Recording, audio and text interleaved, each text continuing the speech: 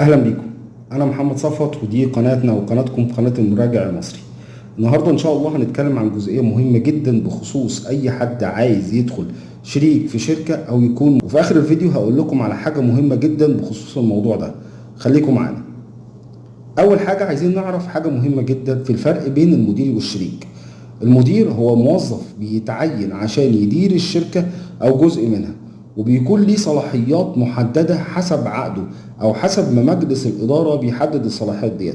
واغلب الشركات عندنا في مصر بتكون، او الشركات الصغيرة عموما بتكون الشركات العائلية، زي الشركات العائلية بيكون فيها المدير والشريك هم فرد واحد. بالنسبة للشريك عندنا بيكون اما مالك للشركة او مساهم في الشركة، وبيكون مساهم في الشركة اما بحصة نقدية يعني عن طريق ان هو بيدفع الفلوس، او بحصة عينية زي يكون مساهم مثلا بارض او اصل من الاصول، وبيكون ليه نصيب في الارباح والخسائر، وبيكون كمان ليه الحق في التصويت على القرارات المصيرية في الشركة.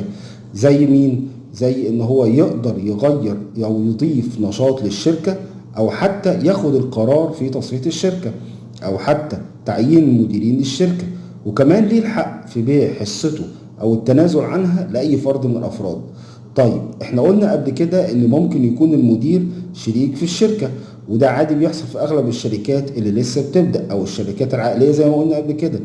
بيكون عادة المدير بيكون ليه 3 انواع من الصلاحيات. ايه هي الصلاحيات ديت؟ الصلاحيات دي بيكون رقم 1 معاه التعامل في الجهات الحكومية وغير الحكومية. رقم 2 التعامل مع البنوك في تأسيس والسحب والإيداع. رقم 3 التعامل في الشركة من قرض ورهن أو بيع أصول الشركة. هل ينفع يكون موجود أكتر من شريك؟ ينفع طبعا يكون موجود أكتر من شريك، وينفع طبعا يتقسم عليهم الصلاحيات، زي إن هم ياخدوا الصلاحيات دي مجتمعين أو منفردين، أو حتى كمان ياخدوها فرد واحد ياخدها ويكون هو المديرين والباقي شركاء، أو فردين أو 3 زي ما هم عايزين. طيب عادة بيكون كل مدير ممكن ياخد صلاحية واحدة من الصلاحيات، أو ال3 مديرين أو 4 مديرين زي ما انتوا عايزين، بيكون معاهم كل الصلاحيات مجتمعين أو منفردين. طيب السؤال الأشهر معانا هنا، هل ينفع موظف في الحكومة يكون مدير في الشركة أو حتى يكون شريك في الشركة؟ الموظف اللي في الحكومة عادة بيكون طبقا للقانون المدني بيكون ان هو يقدر يجيب موافقة من جهة العمل اللي هو بيشتغل فيها، بس بيخش كشريك فقط وليس له الإدارة في الشركة.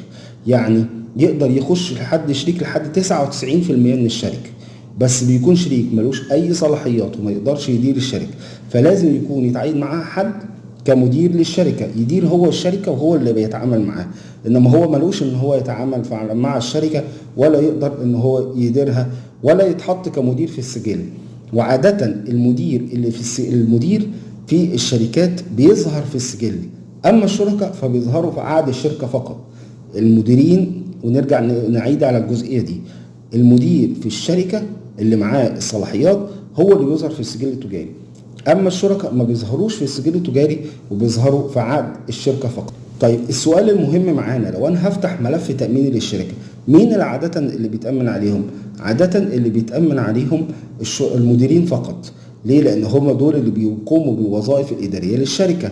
طيب هل ممكن شريك يتامن عليه؟ ينفع يتامن عليه كشريك لو هو كموظف وبيشتغل في الشركه، وموظف ومن ضمن الناس اللي بتشتغل في الشركه كموظفين في الشركه، او حتى لو مش موظف في الشركه ممكن يتامن عليه عادي كتامين في الشركه عادي خالص. طب لو انا موظف قطاع خاص، وده سؤال مهم جدا، هل ممكن ان انا اخش كمدير في الشركه؟ ينفع ان انت تخش هنا كمدير في الشركه، بس مهم جدا في حاله مهمه لازم تكون عارفها، ان انت لو انت ماضي على عقد في الشركه اللي انت اشتغلت فيها كقطاع خاص، ان انت ما ينفعش تدير شركه او تخش في شركه الا بعد موافقه كتابيه من الشركه او اعلام للشركه الثانيه.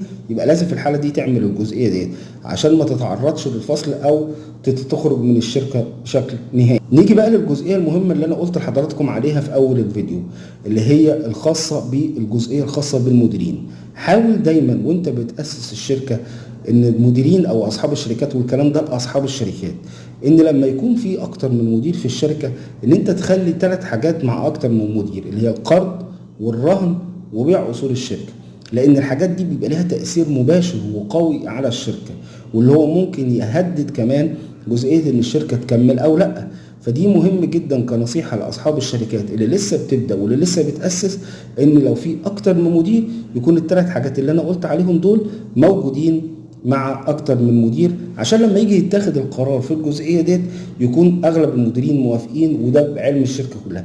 بس في الاول في الاخر ده قرار الجمعية العمومية الخاصة بالشركة، اللي على اساسه الجمعية العمومية هي اللي بتحدد. وبكده اعتقد ان انا كنت جاوبت لحضراتكم على اغلب اسئله الشركات. للي حابب يسال اكتر في الجزئيه ديت هتلاقوني دايما موجود على الصفحه، تقدروا تسالوني في اي وقت. والحاجه التانيه موجود رقم الواتساب بتاعي، تقدروا حضراتكم تبعتوا لي في اي وقت. وفي النهايه ما تنسوناش لايك والشير وسبسكرايب لو دي اول مره ليكم على القناه. السلام عليكم.